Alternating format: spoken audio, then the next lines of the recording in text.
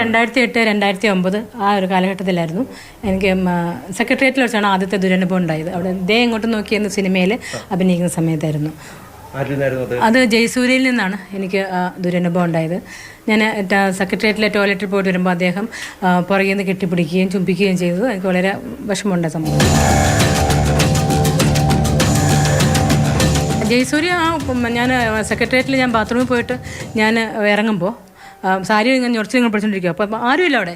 പെട്ടെന്ന് ഒരാൾ പുറകെ വന്ന് പെട്ടെന്ന് കെട്ടിപ്പിടി നമ്മളിങ്ങനെ തിരിഞ്ഞു നോക്കുമല്ലോ. തിരിഞ്ഞു നോക്കുമ്പോഴത്തേക്കും പെട്ടെന്ന് ലിപ്സിൽ ഇങ്ങനെ ബലമായിട്ട് കിസ് ചെയ്തു. ഇവിടെ ഇവിടെ എന്നാണ് പെട്ടെന്ന് ഞാൻ ഓടിപ്പോയത്. അങ്ങനെ ഒരു സംഭവം ഉണ്ടായി. നമ്മൾ ഷോക്കായി പോകും. അതായിട്ട് ആദ്യത്തെ സിനിമ, ആദ്യത്തെ അനുഭവം, ഒരു നല്ലൊരു നടനും കൂടെ ആയപ്പോഴത്തേക്കും പെട്ടെന്ന് ഞാൻ തള്ളിയിട്ടിട്ട് ഓടി താഴെ വന്നു. അപ്പോൾ എനിക്ക് ജഗതി ചേട്ടനോട് ഞാൻ he was very decent and very genuine to me. അപ്പോൾ പുള്ളിക്കാരൻ്റെ അടുത്ത് കംഫർട്ടായിരുന്നു. അപ്പോൾ ഞാൻ വിചാരിച്ചു പുള്ളിക്കാരൻ്റെ അടുത്ത് ഇവിടെ ഈ കാര്യങ്ങളൊന്ന് പോയി പറയാം. ഞാൻ ഓടിപ്പോയി പുള്ളിക്കാരൻ്റെ അടുത്ത് പോയി താഴെ പോയിരുന്ന് കസേര വലിച്ചിട്ട് ഞാൻ ഇരിക്കുകയും ചെയ്തു. അപ്പോഴത്തേക്കും ജയസൂര്യൻ പുറകെ വന്നിട്ട് പറഞ്ഞു, മിനു എനിക്ക് മിനുവിനോടൊരു കാര്യം പറഞ്ഞു, എസ് ഓർ നോ എന്നൊരു കാര്യം മാത്രം പറഞ്ഞാൽ മതി എന്ന് പറഞ്ഞു. അപ്പോൾ എന്തേന്ന് നോക്കിയപ്പോൾ പുള്ളിക്കാരൻ പറഞ്ഞു, എനിക്ക് ട്രിവാൻഡ്രത്തൊരു ഫ്ലാറ്റുണ്ട്, എനിക്ക് ഇൻട്രസ്റ്റ് ഉണ്ട്, വരുവാണെങ്കിൽ മിനുവിന് ഭാവിയിൽ പല നേട്ടങ്ങളും ഉണ്ടാവും. അപ്പം ഞാൻ നോ എന്ന് പറഞ്ഞു. ജയസൂര്യ മുകേഷ് കലണ്ടറിൽ എന്ന സിനിമയിലാണ് ഞാൻ മുകേഷിനെ പരിചയപ്പെടുന്നത്. അപ്പോൾ അദ്ദേഹത്തിൻ്റെ ഇൻട്രസ്റ്റ് അദ്ദേഹം എക്സ്പ്രസ് ചെയ്യുകയും ചെയ്തായിരുന്നു, ഇൻട്രസ്റ്റ് ഉണ്ടെന്നുള്ള കാര്യം. അപ്പോൾ അതിലൊന്നും അന്ന് കാര്യമായിട്ടൊന്നും എടുത്തില്ല. അതിനുശേഷം അമ്മയിൽ ഞാൻ മെമ്പർഷിപ്പ് ചോദിച്ചായിരുന്നു 6 സിനിമയിൽ അഭിനയിച്ചപ്പം. അപ്പം പുള്ളിക്കാരൻ ഈ ഇൻട്രസ്റ്റ് ചോദിച്ചാൽ ഞാൻ സമ്മതിക്കായിരുന്നപ്പോൾ പുള്ളിക്കാരൻ പറഞ്ഞു, നീ ആർക്കും കൊടുക്കത്തില്ലല്ലോ, നീ ആർക്കും കൊടുക്കണ്ട, മെഴുകുതിരിയുടെ ഒരു കിട്ടുന്ന നീ അടച്ചു വെച്ചോ എന്ന് പറഞ്ഞ് എന്നെ വളരെ ആക്ഷേപിക്കുകയൊക്കെ ചെയ്തു. അതിനുശേഷം പുള്ളിക്കാരനെ നാടകമേ ഉലകം എന്ന സിനിമയിൽ വെച്ച് പുള്ളിനെ ഞാൻ സെറ്റിൽ വെച്ച് കണ്ടു. അപ്പോൾ ഞാൻ ഹോട്ടലിലെ റൂമിലെ സ്റ്റെപ്പിലൂടെ ഞാൻ കയറുകയും പുള്ളിക്കാരൻ താഴോട്ട് ഇറങ്ങി വരികയും ചെയ്തു. അപ്പോൾ എന്നെ കണ്ടിങ്ങനെ മാറിപ്പോണേ എന്ന് ചോദിച്ചു. അപ്പോൾ ഞാൻ അതും എന്നോടൊന്നും സംസാരിച്ചത് അത്ര ശരിയായില്ല എന്ന് പറഞ്ഞിട്ട് ഓടി കയറിപ്പോയി. അപ്പോൾ കുറേ എൻ്റെ കൂടെ റൂമിൽ വന്നിട്ട് എന്നോട് സംസാരിച്ചത് എന്താ ലോഗ്യം കൂടെ കോംപ്രമൈസ് ആകുന്നിട്ട് ഇത് സംസാരമായിരുന്നു പുള്ളിക്കാരൻ്റെ. അവിടെ വെച്ചും പുള്ളിക്കാരൻ എന്നെ ഫിസിക്കലായിട്ട് അബ്യൂസ് ചെയ്തു. ടാർഗറ്റ് തന്നെ ഇത് എല്ലാവർക്കും മനസ്സിലാവുന്ന ടാർഗറ്റാ. CPM-ന്റെ MLA അല്ലായിരുന്നെങ്കിൽ ഇവരെങ്ങനെ തിരിഞ്ഞു നോക്കൂ. മണിയമ്പിള്ള രാജു വെർബലായിട്ട് കലണ്ടറിൻ്റെ പുള്ളിയുടെ ഭാര്യയായിട്ട് അഭിനയിച്ചത്. അവിടെ വെച്ച് പുള്ളിക്കാരൻ്റെ എന്നോട് താല്പര്യങ്ങൾ പറയും, വളരെ അസഭ്യമായിട്ടൊക്കെ എന്നോട് സംസാരിക്കുകയൊക്കെ ചെയ്തു. അതിനുശേഷം ഡാ തടിയ എന്ന സിനിമയിൽ വെച്ച് പുള്ളിക്കാരൻ റൂമിൽ വരും എന്ന് പറയുകയും റൂം തുറന്നിടണമെന്ന് പറഞ്ഞു. അപ്പോൾ അതിന് ഞാൻ ഫോൺ ഓഫ് ചെയ്തിട്ട് കിടന്നു. അത് കഴിഞ്ഞിട്ട് പിന്നെയും വന്ന് റൂം തട്ടി, പിന്നെ ലാൻഡ് ഫോണിൽ വിളിച്ചു. ഇതൊന്നും സഹകരിക്കാത്തതുകൊണ്ട് ഞാൻ പിറ്റേ ദിവസം ലൊക്കേഷൻ ചെന്നപ്പോൾ അവിടെ വെച്ച് എന്നോട് എല്ലാവരുടെയും മുമ്പിൽ വെച്ച് എന്നോട് ദേഷ്യപ്പെടുകയൊക്കെ ചെയ്തു. ഈ ദേഷ്യപ്പെടുന്ന കണ്ടപ്പോൾ കൂടെ അഭിനയിച്ച ഗായത്രി ചോദിച്ചു എന്താ സംഭവം. അപ്പോൾ ഞാൻ ഗായത്രി അടുത്ത് കാര്യങ്ങൾ പറഞ്ഞു. മണിയമ്പിള്ള രാജുചേട്ടൻ ഇഷ്ടമാണെന്ന് പറഞ്ഞ് പുറകെ നടക്കുന്നുണ്ട്, ഇന്നലെ ഡോർ നോക്ക് ചെയ്തു എന്നൊക്കെ വന്ന് പറഞ്ഞു. വർഷങ്ങൾക്ക് മുമ്പാണ് ഇങ്ങനെ പറഞ്ഞിരുന്നു. മണിയമ്പിള്ള രാജുചേട്ടൻ ഇതേപോലെ ഡിസ്റ്റർബ് ചെയ്യുന്നുണ്ട്, എന്താ ചെയ്യേണ്ടതെന്ന് എനിക്കറിയില്ല, ആകെ ഡിസ്റ്റർബൻസ് ആണ്. വളരെ സങ്കടമായിരുന്നു കേട്ടോ, വളരെ വിഷമായിരുന്നു മിനുവിനെന്ന്. ആരോപണങ്ങളെ ഇനി ധാരാളം വരും. കാര്യം ഇതിൻ്റെ പുറകിൽ പല ഉദ്ദേശങ്ങളുള്ളവരുണ്ടാവും. പൈസ അടിക്കാനുള്ളവർ, അല്ലെങ്കിൽ മുമ്പ് അവസരങ്ങൾ ചോദിച്ചിട്ട് കൊടുക്കാതിരുന്നവരുടെയൊക്കെ എല്ലാവരും പുറത്ത് വരും. പക്ഷേ ഇതിനൊരു അന്വേഷണം ആവശ്യമാണ്. WCC ഒക്കെ പറഞ്ഞത് കറക്റ്റാണ്. അതിന് ക്ലിയറായിട്ടൊരു അന്വേഷണം ആവശ്യമാണ്. അപ്പോൾ നമുക്ക് യഥാർത്ഥത്തിൽ ആരൊക്കെയാണ് ഇതിനകത്ത് തെറ്റുകാരെന്നറിയാം. തെറ്റ് ചെയ്യാത്തവർ പോലും ഇതിനകത്ത് പെടുത്തുമല്ലോ. എൻ്റെ അഭിപ്രായത്തിൽ ഇപ്പോഴത്തെ സർക്കാർ തന്നെ എന്തോ പുതിയൊരു ഇതിനെ രൂപീകരിച്ചിട്ടുണ്ടെന്ന് പറയല്ലേ. അന്വേഷണം വരണമെന്നാണ് എൻ്റെ അഭിപ്രായം. അല്ലെങ്കിൽ ഇങ്ങനെ ആൾക്കാരിങ്ങനെ വന്നുകൊണ്ടിരിക്കും. നോബിൾ എന്നെ ഭയങ്കരമായിട്ട് അറ്റാക്ക് ചെയ്തു. ഞാൻ ഒത്തിരി സ്ട്രഗിൾ ചെയ്തു. എന്നെ വിളിച്ചിട്ട് ഏതൊരു വിജനമായ റോഡിൽ കൂടെ എല്ലാം കൊണ്ടുപോയിട്ട് ലൊക്കേഷനിൽ കൊണ്ടുവന്ന് അവിടെ തിരിച്ചു കൊണ്ടുവന്നപ്പോൾ എന്നിട്ട് ഞാൻ ഒത്തിരി സ്ട്രഗിൾ ചെയ്താൽ വണ്ടി തുറക്കുകയോ വണ്ടി ചാടൂ എന്നൊക്കെ പറഞ്ഞപ്പോഴാണ് ആ വണ്ടി നിർത്തിയത്. എന്നിട്ട് ഞാൻ കയറിയത് എവിടെയാണ്, എന്നെ അവിടെ തന്നെ കൊണ്ടിറക്കാൻ പറഞ്ഞപ്പോൾ അവിടെ കൊണ്ടിറക്കി. അങ്ങനെ ഒരു സംഭവം. ഒത്തിരി ഏറ്റവും ഉപദ്രവം ഒത്തിരി സ്ട്രഗിൾ ചെയ്തു ഞാൻ ഈ പ്രൊഡക്ഷങ്ങളുടെ നോബിളിൻ്റെ കയ്യിലാണ്. വിച്ചു കഴിഞ്ഞ മാസം വിളിച്ചിട്ട് ബിന്ദു പണിക്കറിൻ്റെ ടൈപ്പ് ഒരു റോളുണ്ട്, അത് ഫിക്സ് ചെയ്യണമെങ്കിൽ ഡയറക്ടറെയും പ്രൊഡ്യൂസറിനെയും മിനു ഒന്ന് അഡ്ജസ്റ്റ്മെൻറ്റ് ചെയ്യണം. വളരെ ഒരു ഉളുപ്പില്ലാതെ വളരെ ഇതായിട്ട്. ഞാൻ ഈ ദിച്ചു എന്ന് പറഞ്ഞ ആളെ ഞാൻ കണ്ടിട്ടില്ല, അറിയത്തില്ല. എന്നിട്ടാണ് എന്നെ ഫോൺ ഇനി അപ്പോൾ അത് പ്രൊഡക്ഷൻ കൺട്രോളർ തന്നെയാണോ എന്ന് എനിക്കറിയില്ല. അഡ്വക്കേറ്റ് ചന്ദ്രശേഖരൻ കൊണ്ടിട്ട് എന്നെ ഒരു പ്രൊഡ്യൂസർ കൊണ്ട് കൂട്ടിക്കൊടുത്തു, ഞാനറിയാതെ. ലൊക്കേഷൻ കാണിക്കാൻ കൊണ്ടുപോകുമെന്ന് പറഞ്ഞിട്ട് എന്നെ കൊണ്ട് ഒരു റിസോർട്ട് കൊണ്ടുപോയി. അപ്പം ഞാൻ അതിനകത്ത് കോ പ്രൊഡ്യൂസറാണ്. അപ്പം പ്രീ പ്രൊഡക്ഷനൊക്കെ ഞങ്ങൾ ഒരുമിച്ച് പോയി ലൊക്കേഷൻ കാണുകയൊക്കെ ചെയ്തു. അപ്പം 3 ദിവസം ആക്ടിങ് കഴിയുകയും ചെയ്തു. അതിനകത്ത് കലാഭവൻ മണിച്ചേട്ടൻ്റെ ഭാര്യയായിട്ടാണ്. അപ്പോൾ ഇയാൾ പറഞ്ഞു ബോൾഗാട്ടി വരെ പോകണം, ഇന്ന് നമുക്ക് ലൊക്കേഷൻ കാണാൻ. ഞാൻ പോയി. അപ്പോൾ എന്നെ ഒരാളെ പരിചയപ്പെടുത്തി, ഇദ്ദേഹമാണ് പ്രൊഡ്യൂസർ, മെയിൻ പ്രൊഡ്യൂസർ. അപ്പോൾ സംസാരിച്ചുകൊണ്ടിരുന്നപ്പോൾ ഇയാൾ അപ്രത്യക്ഷമായി, ഈ അഡ്വക്കേറ്റ്. അപ്പോൾ ഞാൻ പിന്നെയും ഈ അഡ്വക്കേറ്റ് വെയിറ്റ് ചെയ്തു. അത് കഴിഞ്ഞിട്ട് ഞാൻ പറഞ്ഞു പിള്ളേർ വരാൻ സമയം 4 മണിയായപ്പോഴത്തേക്കും ഞാൻ പറഞ്ഞു ഞാൻ പോവുക, പിള്ളേർ വരാൻ സമയമായിരുന്നു. അങ്ങനെ പോകില്ല, അങ്ങനെ പോകുമെന്നല്ലല്ലോ എന്നുണ്ട്. ആ പുള്ളിക്കാരൻ എന്നെ കയറി എന്നെ കടന്ന് വളരെ സ്നേഹത്തോടെ പിടിച്ചപ്പോൾ ഞാൻ ഇങ്ങനെ പുറകോട്ട് തള്ളി സാർ ഞാൻ അതിനൊന്നും വന്നതല്ല, ഞാൻ ലൊക്കേഷൻ കാണാനായിട്ട് വന്നതാണ്. അപ്പോൾ ഇയാൾ പറഞ്ഞില്ലേ. അപ്പോൾ ഞാൻ പറഞ്ഞു ഇല്ല എനിക്കറിയില്ല, നിങ്ങൾ തെറ്റിദ്ധരിച്ചിരിക്കുകയാണ്, എനിക്കറിയാം, അദ്ദേഹത്തിനോടൊന്നും പറഞ്ഞിട്ടില്ല, ഞാൻ അങ്ങനത്തെ ആളുമില്ല എന്ന് പറഞ്ഞു. അപ്പോൾ അയ്യോ സോറി കേട്ടോ മെനു, ഞാൻ തെറ്റിദ്ധരിച്ചു പോയി, അവൻ ശരിയല്ലല്ലോ അപ്പോൾ അങ്ങനെ ചെയ്തതെന്ന് പറഞ്ഞു. ഇടവേള ബാബുവിൻ്റെ അടുത്ത് എനിക്ക് അമ്മയിൽ അംഗത്വം കിട്ടാൻ വേണ്ടി പുള്ളിയുടെ ഇൻട്രസ്റ്റ് കുറേ നാളുടെ എൻ്റെ അടുത്ത് പറയുന്നുണ്ടായിരുന്നു. അപ്പോൾ പറഞ്ഞു മിനു ഫോം ഒന്ന് ഫില്ല് ചെയ്തതാണ്, വന്നിട്ട് സിഗ്നേച്ചറൊക്കെ ചെയ്താൽ ഞാൻ ഇന്ന് തന്നെ കൊടുക്കാമെന്ന് പറഞ്ഞു. അപ്പോൾ പുള്ളിയുടെ ഫ്ലാറ്റ് വിളിച്ചു കല്ലൂരുള്ള. ഞാൻ അവിടെ ചെന്നു കഴിഞ്ഞപ്പോൾ ഞാൻ പുള്ളി എന്തോ കുടിക്കാനൊക്കെ തന്നു, വളരെ ജെന്യൂനൊക്കെ ആയിരുന്നു. പക്ഷേ ആ ഫില്ല് ചെയ്തുകൊണ്ടിരുന്നപ്പോഴത്തേക്കും പുള്ളിക്കാരൻ ഇങ്ങനെ അടുത്ത് വന്നിച്ചു നല്ല ഷാമ്പൂവിൻ്റെ മണമാണല്ലോ എന്നൊക്കെ പറഞ്ഞിട്ട് കഴുത്തേലും ഇവിടെ ഇത്ര അങ്ങനെ. ഞാൻ എന്താടോ ഞാനൊക്കെ സിംഗിളല്ലേ, ഒന്ന് സഹകരിച്ചൂടെ, ഞാൻ കല്യാണം കഴിക്കാത്ത ആളല്ലേ എന്നൊക്കെ വളരെ റിക്വസ്റ്റ് അപേക്ഷ നടത്തി ഈ ലൈംഗിക ആവശ്യത്തിന് വേണ്ടി. അപ്പോൾ അതിന് ഞാൻ ഇല്ലില്ല സോറി എന്ന് പറഞ്ഞു. അപ്പോൾ എനിക്ക് തോന്നി ഇതും എനിക്ക് കിട്ടത്തില്ല എന്നത് മനസ്സിലായി, കാരണം അവരങ്ങനെ ആഗ്രഹിക്കുകയാണല്ലോ. അപ്പോൾ അത് അങ്ങനെ തന്നെ ഫോം അവിടെ ഇട്ടിട്ട് തിരിച്ചു പോകും.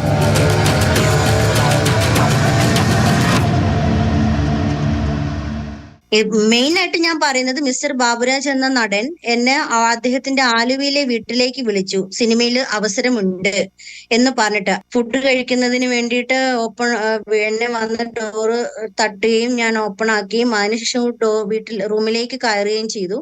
അതിനുശേഷമാണ് അദ്ദേഹത്തിന്റെ യഥാർത്ഥ രൂപം. ഈ സിനിമ അഭിനയിക്കുന്നവർക്ക് ജീവിതത്തിൽ അഭിനയിക്കാൻ വലിയ വിഷമമൊന്നും കാണത്തില്ലല്ലോ. അദ്ദേഹത്തിന്റെ രൂപം തനിനിറം വന്നത്, മോശമായിട്ട് സംസാരിക്കുകയും കയറി പിടിക്കുകയും എന്നെ ബലാത്സംഗപ്പെടുത്തുകയും ചെയ്ത ഒരാളാണ് നടൻ ബാബുരാജ്. ചീറ്റിപ്പോയത് ഇവിടെയാണ്. ഞാൻ 2020 ആ വീട്ടിൽ വരുന്നത്. 20 ആ വീട്ടിൽ കൊറോണ സമയത്ത് താമസിച്ചിട്ടാണ് ആ വീട് നന്നാക്കി എടുക്കുന്നത്. പിന്നെ എന്റെ വീട്ടിലൊരു സ്വീകരണ മുറി ഇല്ല. ആരാ പറഞ്ഞത് എനിക്കറിയില്ല. എനിക്ക് ആ പറയുന്ന സ്ത്രീ എന്താണ് പറയുന്നത് പോലും എനിക്ക് വ്യക്തമായില്ല. 2019 ഞാൻ ആ വീട്ടിൽ താമസിക്കുന്നില്ല. മനസ്സിലായി. പറഞ്ഞ ആരോപണത്തിന് അടിസ്ഥാനം വേണമല്ലോ. എന്റെ ആ വീട് 6 വർഷമായിട്ട് എന്റെ കഥക് പോലും ഇല്ലാത്ത അവസ്ഥയിലായിരുന്നു. എല്ലാവർക്കും അറിയാവുന്ന കാര്യമാണ്. വയനാട്ടിൽ വെച്ച് നടക്കുന്ന ഒരു ഷൂട്ട്, നടൻ ഷൈൻ ടോം ചാക്കോട് ഒരു ഷൂട്ട്, ആ ഒരു മൂവിക്ക് റോൾ ഉണ്ട് എന്ന് പറഞ്ഞിട്ട് അതിന്റെ ഒരു കൺട്രോളർ വിളിച്ചു. എപ്പോ ഞാൻ ചോദിച്ചു എന്റെ റോൾ എന്താ, റോളിനെ പറ്റി അറിയാൻ എനിക്ക് അവകാശമുണ്ടല്ലോ, എന്റെ റോൾ എന്താന്ന് കൃത്യമായിട്ട് പറഞ്ഞു തരാൻ പറഞ്ഞപ്പോ അവരാരും ഒന്നും പറയുന്നില്ല. പിന്നീട് ഞാൻ പല രീതിയിൽ കണക്ട് ചെയ്ത് അന്വേഷിച്ചപ്പോ അതിലെ പ്രൊഡ്യൂസർ പറയാണ് എനിക്ക് സിനിമയിൽ റോൾ ഇല്ല, സത്യത്തിൽ അവർ വിളിക്കുന്നത് ഷൈൻ ടോം ചാക്കോയ്ക്ക് വേണ്ടി 2 ദിവസം ചില്ലൗട്ട് ചെയ്യാനാണ് ഓപ്പൺ ആയിട്ട് പറഞ്ഞു. അപ്പൊ ഞാൻ പറഞ്ഞ റോൾ ഇല്ലാതെ എനിക്ക് അയാളുടെ കൂടെ നിൽക്കാൻ വേണ്ടി എനിക്ക് വരേണ്ട ആവശ്യമില്ല, ഞാൻ വരില്ല എന്ന് പറഞ്ഞു. അന്വേഷണ സംഘം എന്നെ സമീപിച്ചാൽ ഞാൻ അനുഭവിച്ച ദുരനുഭവങ്ങളും സെക്സ്വലി ഞാൻ അനുഭവിച്ച പ്രശ്നങ്ങളും മാനസിക പ്രശ്നങ്ങളും എല്ലാ കാര്യങ്ങളും തുറന്നു പറയാൻ ഞാൻ തയ്യാറാണ്. സ്ഥാനങ്ങളിൽ ഇരിക്കുന്ന ആൾക്കാർക്കെതിരെ ആരോപണങ്ങൾ ഉണ്ടാവുകയാണെങ്കിൽ അതിന്റെ മര്യാദപരമായ നടപടിക്രമം എന്ന് പറയുന്നത് ആ സ്ഥാനത്തിൽ നിന്ന് മാറി നിന്ന് അന്വേഷണം സ്വീകരിക്കുക എന്നുള്ളത് തന്നെയാണ്. അങ്ങനെ തന്നെ വേണം. കാരണം ഒരു സ്ഥാനത്തിരിക്കുമ്പോൾ, ഒരു പൊസിഷൻ ഓഫ് പവർ വീൽഡ് ചെയ്യുമ്പോൾ നമ്മളൊരു ഇൻവെസ്റ്റിഗേഷൻ നേരിടാൻ പാടില്ല എന്നാണ് ഞാനും വിശ്വസിക്കുന്നത്. ആരോപണങ്ങൾ ഉണ്ടാവുകയാണെങ്കിൽ അന്വേഷണങ്ങൾ ഉണ്ടാകണം. അന്വേഷണങ്ങൾ ഉണ്ടായി കുറ്റകൃത്യം തെളിയിക്കപ്പെടുകയാണെങ്കിൽ മാതൃകാപരമായ ശിക്ഷാ നടപടി ഉണ്ടാകണം. വീഴ്ച സംഭവിച്ചിട്ടുണ്ട് എന്നുള്ളതിൽ യാതൊരു സംശയവുമില്ല. പാർവതിക്ക് മുമ്പ് നിങ്ങൾക്ക് മുമ്പിലുള്ള ഉദാഹരണം ഞാനല്ലേ. ഒരിക്കലൊരു നിലപാടെടുത്തതിന്റെ പേരിൽ ഇതെന്താണെന്നറിയോ, നമ്മൾ ഈ നിരോധനം എന്ന് ഇതിനെ വിളിക്കുന്നത് തെറ്റാണ്. ബഹിഷ്കരണം എന്ന് പറയുന്ന ഓരോരുത്തരുടെയും പേഴ്സണൽ റൈറ്റ് ആണ്. നമുക്ക് എക്സസൈസ് ചെയ്യാൻ എല്ലാ അവകാശമുള്ള പേഴ്സണൽ റൈറ്റ് ആണ്. പക്ഷേ ഈ ബഹിഷ്കരണം എന്ന് പറയുന്നത് അതോറിറ്റേറിയൻ പൊസിഷൻസ് ഇരിക്കുന്ന ആൾക്കാരുടെ ഭാഗത്ത് നിന്ന് വരുമ്പോൾ അത് പലപ്പോഴും പ്രതിഫലിക്കുന്നത് നിരോധനമായിട്ടാണ്. അങ്ങനെ സംഭവിക്കുന്നുണ്ടെങ്കിൽ, ഇന്നും സംഘടിതമായ ഒരാളുടെ തൊഴിലവസരം നിഷേധിക്കപ്പെടുന്നുണ്ടെങ്കിൽ അതിനെ അഡ്രസ് ചെയ്യുക തന്നെ വേണം. അതിനെതിരെ നടപടികൾ ഉണ്ടാകണം. ഇതിനെയാണ് നിങ്ങൾ പവർ ഗ്രൂപ്പ് എന്ന് പറയുന്നതെങ്കിൽ ആ ഗ്രൂപ്പ് ഉണ്ടാകാൻ പാടില്ല മലയാള സിനിമയിൽ. 91 തന്നെ before ANMA organisation association started ഞാൻ അനുഭവിച്ചിട്ടുണ്ട്. ശ്രീദേവിക്ക് ഉണ്ടായിരുന്ന സെയിം പെർപെട്രേറ്റർ ആണ് 91 I had the same experience with the same perpetrator. Thulasidas ഇങ്ങനെ ഈ ഡോറ് വന്ന് ഡോർ തട്ടലും കോളിംഗ് ബെല്ലടിച്ച് ഡിസ്റ്റർബ് ചെയ്യലും. തുളസിദാസ് ഒരിക്കൽ റൂമിൽ വന്ന് തട്ടലും ഇതൊക്കെ ഉണ്ടായിരുന്നു. സത്യത്തിൽ അങ്ങനെ ഒരു സംഭവം ഒന്നും എന്റെ ചാഞ്ചാട്ട സമയത്ത് ഉണ്ടായിട്ടില്ല. ധൈര്യപൂർവ്വം എനിക്ക് എവിടെയും പറയാവുന്ന കാര്യമാണ്. അത് എന്തുകൊണ്ടാണ് ഗീതാ വിജയൻ ഇങ്ങനെ പറഞ്ഞ കൂട്ടത്തിൽ എന്റെയും കൂടെ പേര് പറഞ്ഞു എന്നുള്ളത് എനിക്ക് മനസ്സിലാവുന്നില്ല. അതാണ് ഞാൻ പറഞ്ഞത്. പിന്നെ അയാൾ ഉണ്ടായിരുന്ന പടത്തിൽ ഞാൻ കട്ടായി, കാരണം അതുവരെ ആ പടത്തിൽ ഉണ്ടായിരുന്നു. പിന്നെ പ്രൊഡക്ഷൻ കൺട്രോൾ മാറി ഇയാൾ വന്നപ്പോ ആ ക്യാരക്ടർ എനിക്കില്ല. ആ സമയത്ത് ഞാൻ വളരെ ശക്തമായിട്ട് ഞാൻ പ്രതികരിക്കേണ്ടവരോടൊക്കെ ഞാൻ ശക്തമായിട്ട് പ്രതികരിച്ചിട്ടുണ്ട്. അതുകൊണ്ട് തന്നെ ഞാൻ പലരുടെ കണ്ണിലും കരടാണ്. So many people they don't like me. ആ സമയത്ത് എനിക്ക് പ്രോജക്ട്സ് കുറെ പോയിട്ടുണ്ട്. ബട്ട് ആ സമയത്ത് ഐ വാസ് വെരി ബോൾഡ്.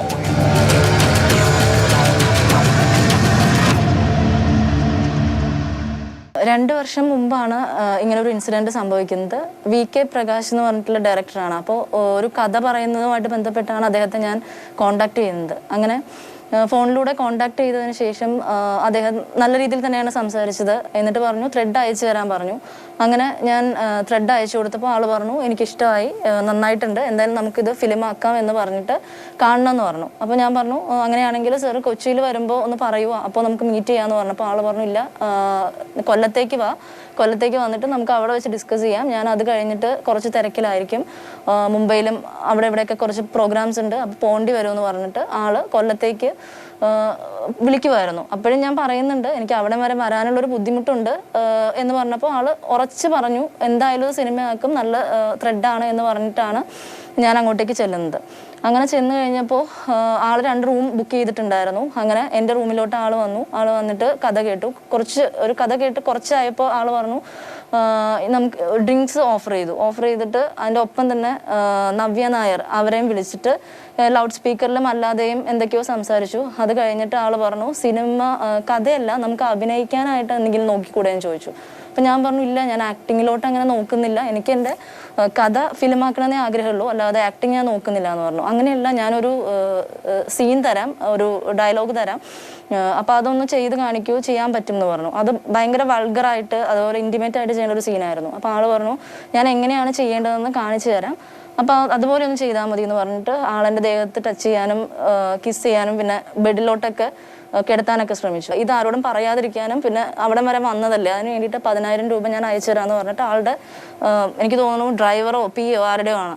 അപ്പോൾ ആളുടെ അക്കൗണ്ടിൽ നിന്ന് എനിക്ക് 10,000 രൂപ അന്ന് അയച്ചു തന്നു. അപ്പോൾ ഞാൻ പറഞ്ഞു സാറേ ഇനിയിപ്പോൾ എന്തായാലും സാറ് ഇതെടുക്കാൻ ഉദ്ദേശിക്കുന്നില്ല, സിനിമ എടുക്കാൻ ഉദ്ദേശിക്കുന്നില്ല, അപ്പോൾ അത് വിട്ടേക്കൂ എന്ന് പറഞ്ഞിട്ട് ഞാൻ അവിടെ ക്ലോസ് ചെയ്തു. പിന്നെ ആളുമായിട്ടൊരു കോൺടാക്റ്റിനോ അങ്ങനെയൊന്നും ശ്രമിച്ചിട്ടില്ല. ഇതിനെക്കുറിച്ച് എന്ത് പറഞ്ഞു കഴിഞ്ഞാലും അസ്ഥാനത്തായിരിക്കും. ശരി, ആ കമ്മീഷനകത്ത് അവരെടുത്തിട്ടുള്ള തീരുമാനം എന്ന് പറയുന്നത് എങ്ങനെയായാലും അത് അനുഭവിച്ചിട്ടുള്ളവരുടെ അവരുടേതായിട്ടുള്ള അഭിപ്രായങ്ങളെല്ലാം കേട്ടുകൊണ്ടാണല്ലോ ഈ കമ്മീഷൻ ഉണ്ടാക്കിയത്. അത് അവരോട് നീതി പുലർത്തുമെന്ന് എനിക്ക് വിശ്വാസമുണ്ട്. അപ്പോൾ ആ കമ്മീഷന് വേണ്ടി ഇനി ഗവൺമെൻറ് എടുക്കട്ടെ ആക്ഷൻ.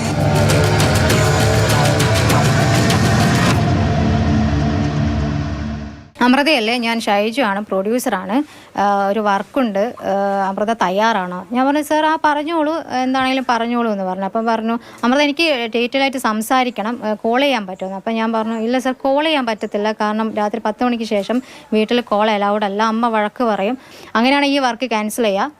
2 ദിവസം കഴിഞ്ഞപ്പോഴത്തേക്ക് ഇയാൾ എന്നെ വീണ്ടും വിളിച്ചു. അപ്പോൾ പറഞ്ഞു എടാ ഞാൻ അന്ന് വിളിച്ച ആളാണ്, പിന്നെ ഒരു വർക്ക് വന്നിട്ടുണ്ട്, നല്ല വർക്കാണ്, നല്ല ഡയലോഗ് സീനും ഒക്കെ ഉണ്ട്, ക്യാരക്ടർ റോളാണ്, അപ്പോൾ അമൃതയ്ക്ക് താല്പര്യമുണ്ട്. ഞാൻ പറഞ്ഞു യെസ് എനിക്ക് താല്പര്യമുണ്ട്, ഞാൻ ഓക്കെയാണെന്ന് പറഞ്ഞു. അപ്പം പറഞ്ഞു എടാ അത് ഡയറക്ടറുടെ സൈഡിൽ നിന്ന് അല്ലെങ്കിൽ വേറെ ആരെങ്കിലും ഒരു ഫിസിക്കലി ആവശ്യപ്പെടുകയാണെങ്കിൽ അഡ്ജസ്റ്റ്മെൻ്റ് ആയിട്ട് കിടക്ക പങ്കിടാനോ അങ്ങനെ കൂടെ കിടക്കാനൊക്കെ പറഞ്ഞു കഴിഞ്ഞാൽ അമൃത ഓക്കെയാണോ? ഞാൻ പറഞ്ഞു അയ്യോ സാർ ഞാൻ അങ്ങനെ ഉദ്ദേശിച്ചിട്ടല്ല മൂവിലേക്ക് വരുന്നത്.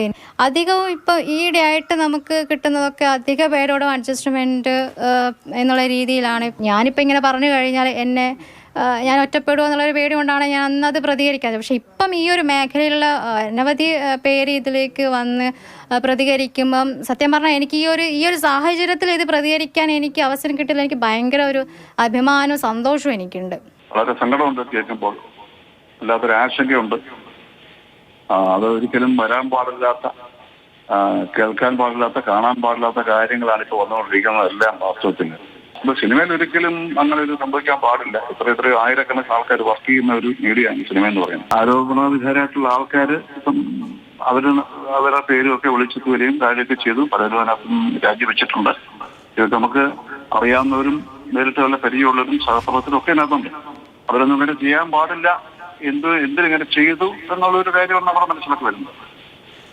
പിന്നെ മറ്റു കാര്യങ്ങളൊക്കെ നിയമപരമായിട്ടുള്ള ബാക്കി കാര്യങ്ങൾ തുടരട്ടെ. ഇത് സിനിമയില് ഇങ്ങനെയൊക്കെ ഒരുപാട് എല്ലാ സംഘടനകളും കൂടെ ചേർന്ന് ഇതിന് തീരുമാനം ഉണ്ടാക്കണം. എന്താന്ന് വെച്ചാല് നമ്മൾ പറഞ്ഞു കഴിഞ്ഞാൽ കൂടെ അഭിനയിക്കുന്ന സ്ത്രീ സഹപ്രവർത്തകര് വരെ ചോദിക്കും, നീ എന്തിനാ ഇത്ര ആവേശം കാണിക്കുന്നത്, നീ എന്തിനാ ഇങ്ങനെയൊക്കെ പ്രതികരിക്കുന്നത്, ഇങ്ങനെ പെട്ടെന്ന് ചാടി കയറി ദേഷ്യപ്പെട്ട് കഴിഞ്ഞാൽ നാളെ നമുക്ക് തന്നെ പടമില്ലാതാവുള്ളൂ, അവസരങ്ങൾ നഷ്ടപ്പെട്ടാൽ നഷ്ടം നമുക്ക് മാത്രമേ ഉള്ളൂ, പിന്നെ ആര് തൊഴിൽ തരും, എങ്ങനെ ജീവിക്കും, ഇങ്ങനെയൊക്കെ പല ചോദ്യങ്ങൾ പല ഘട്ടങ്ങളിൽ ഞാൻ ചോദിച്ചിട്ടുണ്ട്. നമുക്ക് ഇങ്ങനെയൊക്കെ ചിന്തിക്കാനും ഒരു സെക്കൻഡ് തോട്ട് എടുക്കേണ്ട ആവശ്യം എന്തുകൊണ്ടാണ് വന്നത്, മുമ്പത്തെ പ്രീവിയസ് എക്സ്പീരിയൻസ് കൊണ്ട് തന്നെയാണ് വന്നത്. അപ്പം കേസ് നമുക്കിവിടെ ഫസ്റ്റ് ടൈം ഹിസ്റ്ററി തന്നെ ആദ്യമായിട്ട് നടക്കാൻ പോകുന്ന ഒന്നല്ലല്ലോ. ഓൺ ഗോയിങ് ആയിട്ടുള്ള കുറേ കേസുകളുണ്ട്, അല്ലാത്ത കുറേ കാര്യങ്ങളുണ്ട്. അപ്പം ഇതൊരു പുതിയ കാര്യമൊന്നും അല്ല, ഒന്നും തന്നെ പുതിയ കാര്യമല്ല. അപ്പം ലെറ്റ്സ് സീ, ഞാനൊന്ന് നോക്കട്ടെ, എങ്ങനെയാണ് ഒബ്സർവ് ചെയ്യട്ടെ, അതിനനുസരിച്ച് എനിക്ക് പേഴ്സണലി വേണം എന്നെനിക്ക് തോന്നുകയാണെങ്കിൽ ഞാൻ എപ്പോഴാണെങ്കിലും അത് മൂവ് ഓൺ ചെയ്യാൻ തന്നെയാണ് ഉദ്ദേശിക്കുന്നത്. പോലീസ് സംഘം വിളിപ്പിച്ചാലും അന്വേഷണത്തിനായിട്ട് വിളിപ്പിക്കട്ടെ, ഞാൻ ഇപ്പോൾ എൻ്റെ ഭാഗത്തുനിന്നുള്ള സഹകരണം ഉണ്ടായിരിക്കും. അങ്ങനെ ഇങ്ങോട്ട് അപ്രോച്ച് ചെയ്യട്ടെ, കാര്യങ്ങളെല്ലാം ചോദിക്കട്ടെ.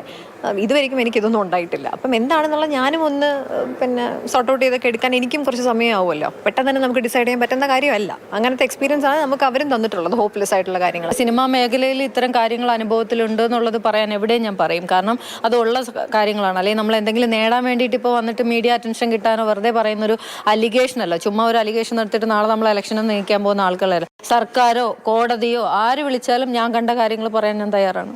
പരാതി കൊടുക്കാത്തെന്ന് വെച്ചാൽ ഞാൻ എൻ്റെ ലൈഫിൻ്റെ കുറച്ച് പ്രശ്നങ്ങളുണ്ട്, വ്യക്തിപരമായിട്ട് എനിക്ക് അതിനുള്ളൊരു സാധ്യതയില്ല. അവർക്ക് എന്തെങ്കിലും സംശയങ്ങളുണ്ട് എന്താണെന്നുള്ളത് വിളിച്ചു കഴിഞ്ഞാൽ ഞാൻ പറയും.